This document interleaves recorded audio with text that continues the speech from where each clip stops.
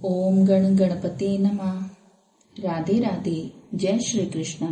मेरे चैनल पर आप सभी का हार्दिक स्वागत है। कार्तिक के महीने में बहुत सी कहानियां सुनी जाती हैं। इन सभी कहानियों में एक प्रमुख कहानी है जाटव और भाटक की कहानी। इसको नगर बसेरे की कहानी भी कहा जाता है और कहते हैं कि कार्तिक की सभी कहानियों में नगर बसेरे की कहानी अवश्य सुननी चाहिए। तो आज मैं यही कहानी आपको सुनाने जा रही हूँ। कहानी सुनाने से पहले आप सभी से अनुरोध है कि मेरे चैनल को लाइक, शेयर और सब्सक्राइब जरूर कर लें और बेल आइकन को भी जरूर दबा लें। तो अब हम अपनी जाटव और भाटव की कहानी शुरू करते हैं। दो मित्र थे, एक जाटव और एक भाटव। जाटव अपनी ससुराल जा रहा था और भाटव अपनी बहन के यहाँ जा रहा था। रास्ते में कुएं पर दोनों दोस्त बैठते हैं और जाटव कहता है कि आ भाई, हम यहाँ पर बसेरा करते हैं। तो भाटव कहता है कि मैं तो अपनी बहन के यहाँ जा रहा हूँ, उसको लेने के लिए जा रहा हूँ, तो मैं तो थोड़ा जल्दी में हूँ। वह चला जाता है। कुछ देर रुकने के बाद जाटव भी ससुराल को चला जाता है। जब वह ससुराल में पहुँचता है, सब उसको बहुत लाड और चाव करते हैं। उसको आदर सत्कार के साथ बैठाया जाता है, उसको व्यंजन परोसे जाते हैं।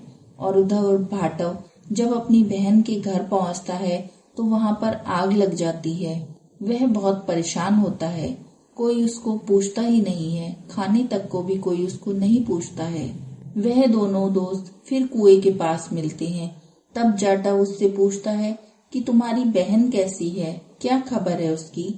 भाटव कहता है, भाई मेरे जाते ही बहन के घर में आग लग गई और मुझे अब तक रोटी पानी कुछ नहीं मिला है।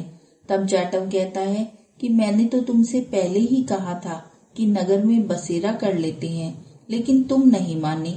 तब भाटव बोला कि भाई, तेरे नगर बसेरे में अगर इतने ही गुण हैं तो चल अब कर लेते हैं।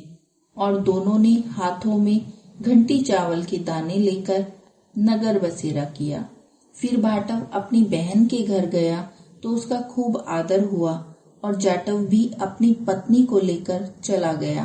रास्ते में वही कुआं पड़ा जहां पर वह बोला कि आ भाई, अपनी नगर बसेरा कर ले। तब भाटव फिर बोला कि मेरी तो माँ है, वो मेरा इंतजार कर रही होगी, जाते ही मुझे चूरमा खाने को मिलेगा, तुम ही नगर बसेरा कर लो। भाटव भागकर घर को गया। तब उसकी भैंस खुल गई। उसके बाप ने लाठी उठाई और कहा कि बहन के घर गया था तो वहां पर आग लगवा दी, अब यहाँ आया है तो हमारी भैंस ही खो गई है। पहले जा भैंस को ढूंढ कर लेकर आ, उसके बाद ही रोटी पानी खाना। वह बेचारा चला गया, पूरा दिन ढूंढता रहा, लेकिन उसे कहीं भी भैंस नहीं मिली। तब बाजार में ढूंढते ढूंढते पहुंचा, वहां पर दोनों दोस्त मिले। जाटव ने फिर पूछा कि भाई क्या बात है, क्या खबर है। तब उसने कहा कि आते ही मेरे बाप की भैंस खो गई थी, वही ढूंढ रहा हूँ सुबह से। तब जाटव ने कहा कि तुमने मेरी बात फिर नहीं मानी, मैंने कहा था नगर बसेरा कर लो।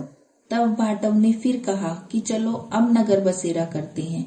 फिर दोनों ने नगर बसेरा किया और आने लगी तो उन्हें भैंस रास्ते में मिल गई। वह भैंस को लेकर घर आने लगा। तब माँ उसके बाप से कहने लगी कि तुमने बेचारे को आते ही क्यों निकाल दिया, वह सारे दिन का भूखा था, फिर उसे खाना भी नहीं मिला। तब माँ ने प्यार से उसको बिठाया, उसको खाना खिलाया, वह बहुत प्रसन्न हुआ। तब सारी नगरी में यह ढिंढोरा पिटवा दिया गया कि अगर कोई भी कार्तिक में पीहर जाता है या ससुराल जाता है तो नगर बसेरा अवश्य ही करे। तो ये एक छोटी सी नगर बसेरा की कथा अब समाप्त होती है। बोलो राधे राधे, जय श्री कृष्णा।